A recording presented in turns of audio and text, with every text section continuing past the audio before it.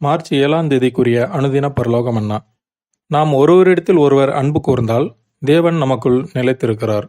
1 யோவான் 4ஆம் அதிகாரம் 12வது வசனம். வசனத்திற்குரிய விளக்கம். நான் தேவனுடைய பார்வையிலே அவருடையவனாக இருக்கிறேனா அல்லது இல்லையா என்பதை அளந்து பார்க்க நான் அவர் பேரிலும் சகோதரர்கள் பேரிலும் அவருடைய ஊழியத்தின் பேரிலும் பொதுவாக உலகத்தாரிடமும் விசேஷமாக என் பகைவனிடமும் நான் காட்டக்கூடிய அன்பே அதை நிரூபிக்கக்கூடியதாக இருக்கும். என்னுடைய அறிவோ புகழோ அல்லது பேச்சு வன்மையோ அல்ல. நம் குணலட்சணங்களை அளந்து பார்க்க அன்பையே முதன்மையாக காட்ட வேண்டும். இதையே நாம் தேவனிடம் நெருங்கி இருப்பதையும் அவரால் அங்கீகரிக்கப்பட்டவர்களாக காணப்படவும் ஒரு முக்கிய பரீட்சையாக எண்ண வேண்டும். பரிசுத்த ஆவியினால் பிறந்த ஒவ்வொருவரும் நல்ல குணமுள்ளவர்களாக இருக்க வேண்டும். இருளிலிருந்து வெளிச்சத்தை காணச் செய்தவரை புகழ நம் அனுதின வாழ்க்கையில் இந்த அன்பை வெளிப்படையாக காட்ட வேண்டும். ஆமென்.